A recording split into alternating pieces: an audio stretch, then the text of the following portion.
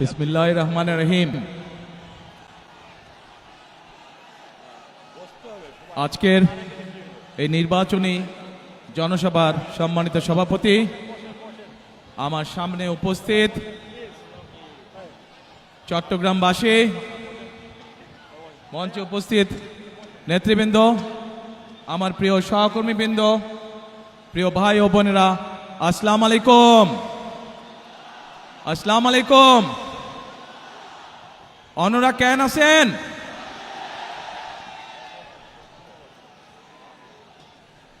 প্রিয় ভাই বোনেরা, আজকে আমরা এখানে সকলে একত্রিত হয়েছি একটি লক্ষ্যকে সামনে রেখে, অর্থাৎ একটি পরিবর্তনকে সামনে রেখে আমরা সকলে একত্রিত হয়েছি। এই সেই চট্টগ্রাম, এই সেই চট্টগ্রামের পুণ্যভূমি, যেখান থেকে শহীদ রাষ্ট্রপতি জিয়াউর রহমান 1971 সালের স্বাধীনতার ঘোষণা দিয়েছিলেন। এই সেই চট্টগ্রামের পুণ্যভূমি, যেখানে শহীদ রাষ্ট্রপতি জিয়াউর রহমান শহীদ হয়েছিলেন। প্রিয় ভাই বোনেরা, এই সেই চট্টগ্রামের পুণ্যভূমি, যেখান থেকে দেশনেত্রী খালেদা জিয়াকে দেশনেত্রী উপাধি দেওয়া হয়েছিল। এই চট্টগ্রামের পুণ্যভূমির সাথে আমি এবং আমার পরিবারের একটি আবেগের সম্পর্ক রয়েছে। প্রিয় ভাই বোনেরা, আজ আমরা এখানে একত্রিত হয়েছি একটু আগেই যেটি বলেছি, একটি পরিবর্তনকে সামনে রেখে। 1971 সালে দেশ স্বাধীন হয়েছিল, সেই স্বাধীনতাকে রক্ষা করেছে 2024 সালের ছাত্র জনতার আন্দোলন। ছাত্র জনতা কেন সেই আন্দোলন করেছিল? কারণ আমরা বিগত 16 বছর ধরে এই দেশের মানুষের রাজনৈতিক এবং অর্থনৈতিক অধিকারকে, বাক স্বাধীনতাকে, ব্যক্তি স্বাধীনতাকে কেড়ে নেওয়া হয়েছিল। দেশের মানুষ পরিবর্তন চেয়েছে। সেই পরিবর্তন, যে পরিবর্তন এই দেশের খেটে খাওয়া মানুষকে নিরাপত্তা দিবে, নিরাপদে ব্যবসা বাণিজ্য, নিরাপদে চাকরি, নিরাপদে রাস্তায় হাঁটার অধিকার দিবে। বাংলাদেশের মানুষ পরিবর্তন চেয়েছে। কোন সে পরিবর্তন? যেই পরিবর্তনের ফলে দেশের সাধারণ মানুষ তাদের সন্তানদের শিক্ষা ব্যবস্থা নিশ্চিত করতে পারবে। বাংলাদেশের মানুষ পরিবর্তন চেয়েছে। কোন সে পরিবর্তন? সেই পরিবর্তন হলো বাংলাদেশের মানুষ যেন তার এবং তার পরিবারের ন্যূনতম চিকিৎসা সুবিধা তারা পায়। প্রিয় ভাই বোনেরা, বাংলাদেশের মানুষ আরেকটি পরিবর্তন চেয়েছে, অর্থাৎ তার রাজনৈতিক অধিকার, যেটি তার কাছ থেকে কেড়ে নেওয়া হয়েছিল, সেই অধিকার যাতে বাংলাদেশের মানুষ প্রয়োগ করতে পারে। সেই অধিকার, যে অধিকার তার কাছ থেকে কেড়ে নেওয়া হয়েছিল, কথা বলার অধিকার, সেই অধিকার মানুষ আবার পুনঃপ্রতিষ্ঠিত করেছে। 2024 সালের 5ই আগস্ট বাংলাদেশের মানুষ পরিস্থিতির পরিবর্তন করে আগামী দিনে বাংলাদেশে এই পরিবর্তনগুলো চায়। এখন প্রিয় ভাই বোনেরা, আজ এই নির্বাচনী জনসভায় দাঁড়িয়ে একটি রাজনৈতিক দল হিসাবে আমরা আমাদের প্রতিদ্বন্দ্বী দল যারাই হোক না কেন, আমরা তাদের সম্পর্কে আপনাদেরকে হয়তো অনেক কথা বলতে পারি, তাদের হয়তো অনেক দোষ ত্রুটি তুলে ধরতে পারি, কিন্তু তাতে কি জনগণের কোনো উপকার হবে? কি ভাই, আমরা যদি সমালোচনা করার স্বার্থেই যদি সমালোচনা করে দেশের সাধারণ মানুষের কি তাতে কোনো উপকার হবে? উপকার হবে না। আমরা যদি শুধু সমালোচনা করার অর্থে শুধু সমালোচনাই করি, দেশের মানুষের পেট ভরবে? পেট ভরবে না। প্রিয় ভাই বোনেরা, বিএনপি একমাত্র রাজনৈতিক দল যারা যতবার সরকারে ছিল এই দেশের মানুষের ভাগ্যের পরিবর্তনের জন্য কাজ করেছে তারা। এবং সেই জন্যই আমি 17 বছর পর যেদিন দেশের মাটিতে পা রেখেছিলাম সেদিন আমি সমগ্র বাংলাদেশের মানুষের কাছে একটি কথা বলেছিলাম যে উই হ্যাভ এ প্ল্যান, অর্থাৎ আমাদের একটি পরিকল্পনা আছে দেশের মানুষকে ঘিরে, দেশকে ঘিরে। বাংলাদেশে এই মুহূর্তে জনসংখ্যার অর্ধেক জনসংখ্যা হচ্ছে তরুণ বা যুবক সমাজের সদস্য। এই কোটি কোটি তরুণ যুবক সমাজের সদস্য তারা চায় কর্ম, তারা চায় কাজ, তারা চায় কর্মসংস্থান। এই যে চট্টগ্রাম বাংলাদেশের ব্যবসা বাণিজ্যের প্রাণকেন্দ্র, সেই চট্টগ্রামের মানুষ সহ সারা বাংলাদেশের মানুষ চায় একটি নিরাপদ পরিবেশ, যেই নিরাপদ পরিবেশে তারা ব্যবসা বাণিজ্য করতে পারবে, বাণিজ্যিক সুবিধা তারা চায়। এই চট্টগ্রামের মানুষ সারা বাংলাদেশের মানুষের মতন চায় যে তাদের সন্তানরা যাতে লেখাপড়া করতে পারে, সেই পরিবেশ তৈরি তারা চায়। এবং সেই জন্যই আমরা বলেছি আপনাদের রায় 12 তারিখে ইনশাল্লাহ আমরা সরকার গঠনে সক্ষম হলে আমরা আমাদের প্রাইমারি শিক্ষা ব্যবস্থা সহ বিভিন্ন শিক্ষার স্তরে স্তরে আমরা পরিবর্তন আনতে চাই, যেখানে আমরা শিক্ষা ব্যবস্থাকে এমন করে গড়ে তুলতে চাই যেখানে আমাদের তরুণ যুবক সদস্যরা, তরুণ সমাজের সদস্যরা শুধু সার্টিফিকেট শিক্ষা ব্যবস্থাই পাবে না, একই সাথে তাদের শিক্ষা ব্যবস্থা এমন হবে যাতে শিক্ষা জীবন শেষে তারা কর্মসংস্থানের ব্যবস্থা সহজেই করে নিতে পারে। এবং সেজন্যই আমরা বলেছি যে আমরা হয়তো আপনাদেরকে বলতে পারি অমুক জায়গায় এত বেডের হসপিটাল করব, তমুক জায়গায় এত বেডের হসপিটাল করব, কিন্তু আমরা তা বলতে চাই না আপনাদেরকে। বরং আমরা চাই গ্রামের মানুষের কাছে, গ্রামের নারীদের কাছে, গ্রামের শিশুদের কাছে স্বাস্থ্য সেবা তাদের ঘরে ঘরে পৌঁছে দিতে। এবং সেজন্যই আমরা 1 লক্ষ হেলথ কেয়ারার নিযুক্ত করার পরিকল্পনা গ্রহণ করেছি, যাতে করে মা বোনেরা এবং শিশুরা ঘরে বসে কম বেশি চিকিৎসা সুবিধা পেতে পারে। প্রিয় ভাই বোনেরা, বাংলাদেশের জনসংখ্যার অর্ধেক নারী, এত বিপুল সংখ্যক যেই জনসংখ্যার অর্ধেক নারী, সেই নারীদেরকে আমরা কর্মহীন রেখে আমরা কোনোভাবেই আমাদের এই বাংলাদেশকে আমাদের প্রত্যাশিত লক্ষ্যে নিয়ে যেতে পারবো না।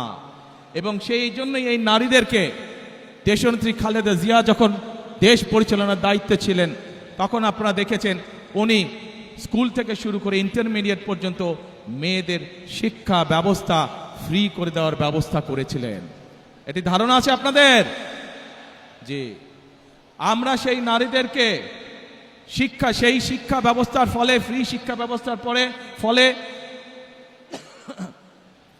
নারীদের একটি বৃহৎ অংশ আজ শিক্ষিত হয়েছে, কিন্তু সেই নারীদেরকে আমরা স্বাবলম্বী করে, অর্থনৈতিকভাবে স্বাবলম্বী করে গড়ে তুলতে চাই। এবং সেই জন্যই আমরা বলেছি আপনাদের ভোটে ইনশাল্লাহ আগামী 12 তারিখে বিএনপি সরকার গঠনে সক্ষম হলে আমরা বাংলাদেশের প্রত্যন্ত অঞ্চলে গ্রামগঞ্জ সহ সকল পরিবারের নারীদের কাছে আমরা ফ্যামিলি কার্ড পৌঁছে দিতে চাই। প্রিয় ভাই বোনেরা, বাংলাদেশের মূল প্রাণ শক্তি হচ্ছে কৃষক। এই কৃষক যদি ভালো থাকে তাহলে বাংলাদেশ ভালো থাকবে। এই বিপুল জনগোষ্ঠীর খাদ্যদ্রব্যের যে ঊর্ধ্বগতি, পণ্যমূল্যের যে ঊর্ধ্বগতি, এই ঊর্ধ্বগতি যদি রোধ করতে হয় তাহলে আমাদেরকে কৃষির উৎপাদন বাড়াতে হবে। এবং কৃষির উৎপাদন বাড়াতে হলে আমাদেরকে কৃষক ভাইদের পাশে, কৃষানী বোনদের পাশে আমাদেরকে দাঁড়াতে হবে। এবং সেই জন্যই আমরা বলেছি আপনাদের ভোটে ইনশাল্লাহ আগামী 12 তারিখে বিএনপি সরকার গঠনে সক্ষম হলে আমরা ধীরে ধীরে বাংলাদেশের সকল কৃষকের কাছে কৃষক কার্ড নামে একটি কার্ড পৌঁছে দিতে চাই, যে কার্ডের মাধ্যমে কৃষক এবং কৃষানী ভাই বোনেরা তারা ঋণ সুবিধা সহ বিভিন্ন সুবিধা তারা পাবে, যাতে করে আস্তে আস্তে তারা অর্থনৈতিকভাবে স্বাবলম্বী হয়ে উঠতে পারে। প্রিয় ভাই বোনেরা, আজ এই চট্টগ্রাম সহ সারা বাংলাদেশের একটি বড় সমস্যা, সেটি হচ্ছে জলাবদ্ধতা। এই চট্টগ্রাম শহর, চট্টগ্রাম জেলার বিভিন্ন উপজেলা সহ সারা বাংলাদেশে খাল বিল নদী নালাগুলো বন্ধ হয়ে গিয়েছে। আমরা আপনাদের ভোটের মাধ্যমে 12 তারিখে ইনশাল্লাহ বিএনপি সরকার গঠনে সক্ষম হলে আমরা সমগ্র বাংলাদেশে খাল কাটা কর্মসূচি চালু করতে চাই। আপনারা কি খাল কাটবেন আমাদের সাথে? কারা কারা খাল কাটবেন হাত তুলেন তো দেখে, কারা কারা? ইনশাল্লাহ আমরা সকলে দুহাতে কোদাল দিয়ে খাল খনন শুরু করব, খাল খনন কর্মসূচি, যাতে করে এই দেশ থেকে জলাবদ্ধতা, বন্যার সমস্যা সবকিছু আমরা দূর করতে পারি। প্রিয় ভাই বোনেরা, এই চট্টগ্রামে ইপিজেড আছে এবং এই চট্টগ্রামের বহু মানুষ এই ইপিজেডে চাকরি বাকরি করার মাধ্যমে তাদের জীবিকা নির্বাহ করে থাকেন। আছে না ইপিজেড? যে ইপিজেড আছে এবং কে ইপিজেড, এই সবগুলোতে লক্ষ লক্ষ মানুষের কর্মসংস্থানের ব্যবস্থা আছে।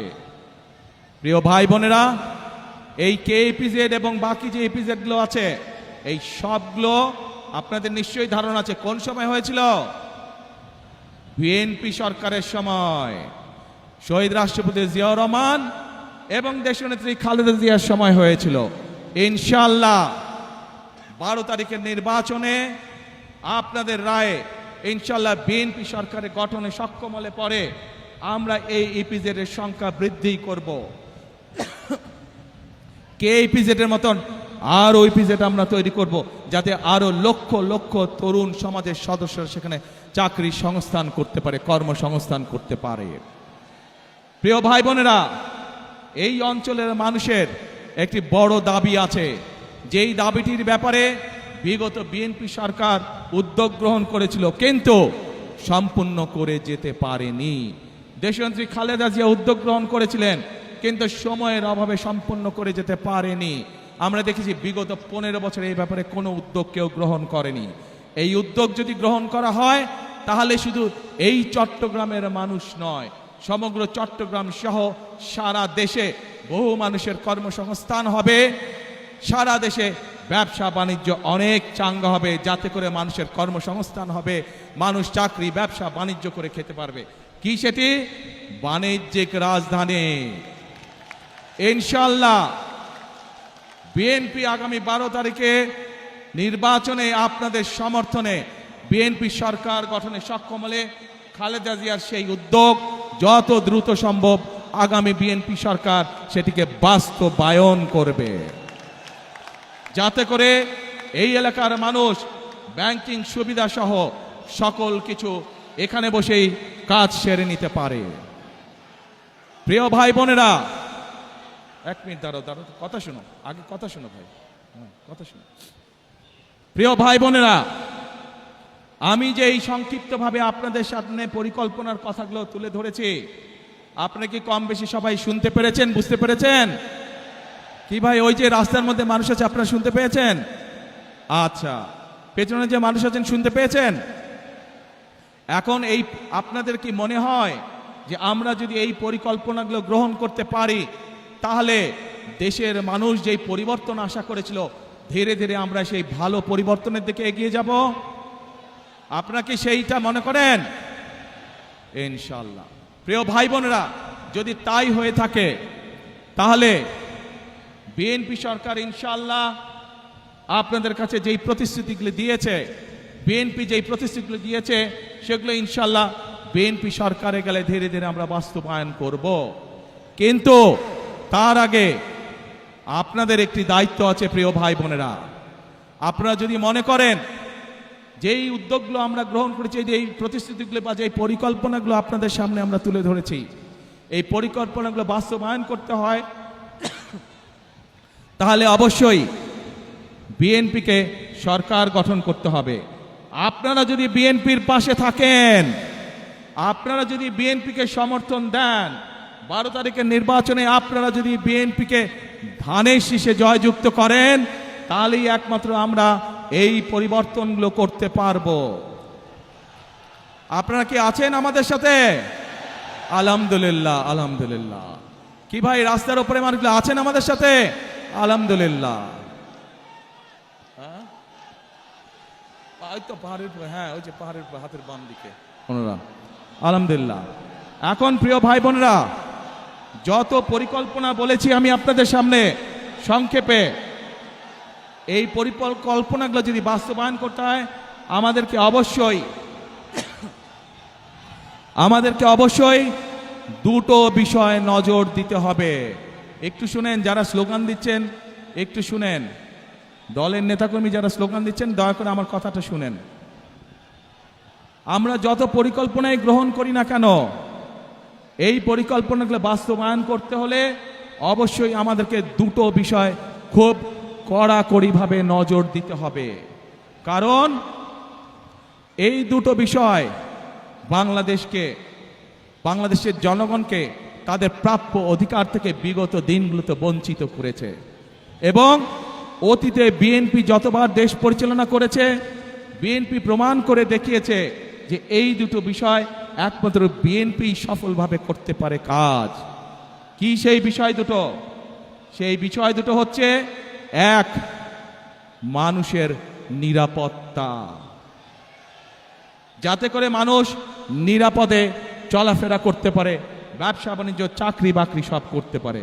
প্রিয় ভাই বোনেরা, বিগত সময় যখন বিএনপি ক্ষমতায় ছিল, দেশনেত্রী খালেদা জিয়া যখন দেশ পরিচালনা করেছেন, আপনারা দেখেছেন যেই হোক না কেন, এমনকি আমাদের দলের অনেক লোক যারা কোনো অনৈতিক কাজে নিজেকে জড়িত করেছে, আমরা তাদেরকেও ছাড় দেইনি। আজ এই দেশের জনগণ, এই দেশের মানুষ যদি বিএনপির পাশে থাকে, ইনশাআল্লাহ আগামী দিনে আমরা একইভাবে কঠোর হস্তে দেশের আইন শৃঙ্খলাকে নিয়ন্ত্রণ করব, যাতে দেশের সাধারণ মানুষ, খেটে খাওয়া মানুষ যাতে করে নির্বিঘ্নে জীবিকা নির্বাহ করতে পারে। প্রিয় ভাই বোনেরা, আমরা যতই পরিকল্পনা গ্রহণ করি, আরেকটি বিষয় আছে, যদি সেই বিষয়টিকে আমরা নিয়ন্ত্রণ না করি তাহলে আমাদের কোনো পরিকল্পনা সফল হবে না। কি সেটি? সেই বিষয়টাও বিএনপি অতীতে প্রমাণ করেছে একমাত্র বিএনপির পক্ষেই সম্ভব সেই বিষয়টিকে নিয়ন্ত্রণ করা, এবং সেটি হলো দুর্নীতি। যে কোনো মূল্যে আগামী বিএনপি সরকার দুর্নীতির টুটি চেপে ধরবে। এই দুটি হচ্ছে আমাদের কমিটমেন্ট এই দেশের মানুষের কাছে। কারণ বিএনপি সরকার অতীতেও প্রমাণ করেছে, 96 সাল থেকে 2001 সাল পর্যন্ত যেই সরকার ছিল, তারা দুর্নীতিতে দেশকে নিচের দিকে নিয়ে গেছিল। 2001 সালে যখন দেশনেত্রী খালেদা জিয়া আপনাদের রায়ে দেশের দায়িত্ব পান, তখন ধীরে ধীরে ধীরে দেশনেত্রী খালেদা জিয়া দুর্নীতির করাল গ্রাস থেকে দেশকে বের করে নিয়ে এসেছেন। কাজে প্রমাণ হয়েছে, দেশের আইন শৃঙ্খলাই হোক, আইন সবার জন্য সমান। অপরাধের পরিচয় কোনো দল দিয়ে নয়, অপরাধীর পরিচয় সে আইনের দৃষ্টিতে অপরাধী, এবং অপরাধী যেই হোক তার বিরুদ্ধে দেশের আইন অনুযায়ী ব্যবস্থা হবে। কাজেই দুর্নীতি যেই করুক, দুর্নীতি যারাই করুক, তাদের বিরুদ্ধে দেশের আইন একইভাবে প্রযোজ্য হবে।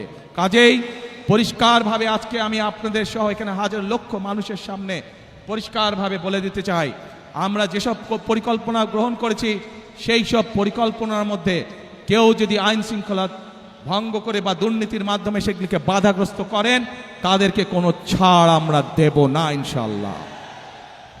প্রিয় ভাই বোনেরা, আজ সময় এসেছে পরিবর্তনের। এই পরিবর্তনকে যদি সত্যিকারভাবে মিনিংফুল পরিবর্তন করতে হয়, দেশের মানুষের ভাগ্যের পরিবর্তন করতে হয়, তাহলে আমাদের সকলকে আজ ঐক্যবদ্ধ থাকতে হবে। প্রিয় ভাই বোনেরা, আপনাদের সকলকে সতর্ক করে সজাগ দৃষ্টি রাখার জন্য, একটি বিষয় সজাগ দৃষ্টি রাখার জন্য আমি অনুরোধ করব। বিগত 15-16 বছর আপনারা এখানে বহু নতুন ভোটার আছে যারা জীবনে কোনোদিন ভোট দিতে পারেনি। পেরেছিলেন আপনারা? আপনাদেরকে ভোটের অধিকার থেকে বঞ্চিত করে রাখা হয়েছিল। প্রিয় ভাই বোনেরা, এই সেই চট্টগ্রাম, যেই চট্টগ্রামে মুক্তিযুদ্ধের সময় বলি, গণতন্ত্রের অধিকার আন্দোলনের সময় বলি, 2024-এর আন্দোলনের সময়ের কথাই বলি না কেন, ওয়াসিম আকরাম সহ আরও যে সকল মানুষ এখানে শহীদ হয়েছেন তাদের কথা বলি। এই সেই চট্টগ্রাম, যেই চট্টগ্রামে সমতল এবং পাহাড়ের মানুষ একসাথে বসবাস করেন। আমরা চাই সমতল এবং পাহাড়ের মানুষ, আন্দোলনের সময় আমরা দেখিনি কে সমতলের মানুষ কে পাহাড়ের সময়, ৭১ সালে যুদ্ধের সময় আমরা দেখিনি কে সমতলের মানুষ কে পাহাড়ের মানুষ। আমরা চাই সকলকে নিয়ে আমাদের সেই প্রত্যাশিত বাংলাদেশকে গড়ে তোলার জন্য। সে পাহাড়ের মানুষ হোক, সে সমতলের মানুষ হোক, সে ইসলাম ধর্মের মানুষ হোক, সে অন্য কোনো ধর্মের মানুষ হোক, আমরা সকলকে নিয়ে আমাদের প্রত্যাশিত বাংলাদেশকে গড়ে তুলতে চাই। এবং সেই প্রত্যাশিত বাংলাদেশকে যদি গড়ে তুলতে হয়, তাহলে আজকে আমি এখানে আপনারা যে লাখো মানুষ উপস্থিত আছেন, আপনারা সহ আপনাদের মাধ্যমে আপনাদের এলাকার লক্ষ কোটি মানুষের কাছে আমি আহ্বান রাখব, গণতন্ত্রে যারা বিশ্বাস করেন, মানুষের বাক স্বাধীনতায় যারা বিশ্বাস করেন, গণতন্ত্রের স্বাধীনতায় যারা বিশ্বাস করেন, সকলকে আমি আহ্বান জানাবো ধানের শীষ তথা বিএনপির উপর আস্থা রাখুন। ইনশাল্লাহ ধানের শীষ এবং বিএনপি নির্বাচিত হলে আপনাদেরকে সাথে নিয়ে, এই দেশের খেটে খাওয়া মানুষকে সাথে নিয়ে বিএনপি তাদের প্রত্যাশিত বাংলাদেশ গড়ে তোলার কাজে হাত দেবে ইনশাল্লাহ অতীতের মতন। প্রিয় ভাই বোনেরা, সেজন্যই আমি সবসময় একটি কথা বলে থাকি, গড়ব কাজ, গড়ব দেশ, সবার আগে বাংলাদেশ। করব কাজ, গড়ব দেশ, সবার আগে বাংলাদেশ। কাজে আমাদের বাংলাদেশকে যদি আমাদের মতন সুন্দর করে গড়ে তুলতে হয়, তাহলে গণতন্ত্রের পক্ষে সকল শক্তিকে আজ ঐক্যবদ্ধ থাকতে হবে। যে কারণেই ওয়াসিম আকরাম সহ বহু মানুষ তাদের জীবনকে উৎসর্গ করেছেন। তাদের জীবনের মূল্যকে যদি আজ আমাদের তাদের মূল্য দিতে হয়, তাদের জীবনের ত্যাগকে, তাহলে অবশ্যই আজকে আমাদের মানুষের যে প্রত্যাশা, সেই প্রত্যাশা পূরণের জন্য কাজ করতে হবে। এবং যা মাত্র বললাম আমি, ইনশাল্লাহ ধানের শীষের উপর আস্থা রাখুন, ইনশাল্লাহ বিএনপির উপর আস্থা রাখুন। বিএনপি আপনাদেরকে সাথে নিয়ে আপনাদের সেই প্রত্যাশা পূরণে কাজ করবে। প্রিয় ভাই বোনেরা, বিগত 15 বছর যেভাবে আপনাদের রাজনৈতিক এবং অর্থনৈতিক অধিকার ছিনিয়ে নেওয়া হয়েছিল, সেরকম একটি ষড়যন্ত্র আবারও শুরু হয়েছে। আপনাদের প্রতি আমার আহ্বান, এই ষড়যন্ত্র সম্পর্কে সকালে সজাগ থাকবেন, সতর্ক থাকবেন, যাতে আবার আপনাদের অধিকার কেউ ছিনিয়ে নিতে না পারে। আপনাদের ভোটের অধিকার, আপনাদের কথা বলার অধিকার, আপনাদের বেঁচে থাকার অধিকার যাতে আবার কেউ ছিনিয়ে নিতে না পারে। 12 তারিখে নির্বাচন, ইনশাআল্লাহ এই নির্বাচনের দিন আপনাদের কাছে আমার প্রত্যাশা, কখন যাবেন ভোট দিতে? না, এবার ফজরে গেলে হবে না, এবার তাহাজ্জুদের নামাজ পড়ার জন্য উঠতে হবে। তাহাজ্জুদের নামাজ পড়বেন এবং ভোট কেন্দ্রের সামনে গিয়ে, যার যেই ভোট কেন্দ্রের সামনে গিয়ে ফজরের নামাজ জামাত করে আদায় করবেন এবং তারপরে লাইন দিয়ে ভোটের জন্য দাঁড়িয়ে যাবেন যখনই ভোট কেন্দ্র খুলবে। পারবেন ইনশাআল্লাহ? তাহলে কথা একটাই, করব কাজ, গড়ব দেশ, সবার আগে বাংলাদেশ। আল্লাহ হাফেজ। বাংলাদেশ জিন্দাবাদ, বাংলাদেশ জাতীয়তাবাদী দল জিন্দাবাদ। আসসালামু আলাইকুম। আমি আপনাদের সাথে, আপনারা চেনেন, আপনারা এই মানুষগুলোকে চেনেন, তারপরেও যে মানুষগুলো আগামী দিনে এই এলাকার মানুষের উন্নয়নের রাজনীতির সূচনা করবে, সেই মানুষগুলোর সাথে আপনাদেরকে আমি পরিচয় করিয়ে দিচ্ছি। যেহেতু এখানে চট্টগ্রাম জেলার সকল প্রার্থী উপস্থিত আছেন, কক্সবাজার জেলার সকল প্রার্থী আমার পাশে দাঁড়িয়েছেন। আপনাদের এলাকার উন্নয়নের দায়িত্ব এই মানুষগুলোর উপরে থাকবে, যাতে আপনাদের এলাকায় উন্নয়ন হচ্ছে কি হচ্ছে না, আপনারা নির্বাচিত করার পরে এই মানুষগুলোর কাছে কি আপনার অভাব অভিযোগ আপনারা জানাতে পারবেন। এদেরকে যদি নির্বাচিত করেন আপনারা, তাহলে এরা আপনাদের কাছে জবাবদিহি করতে দায়বদ্ধ থাকবে।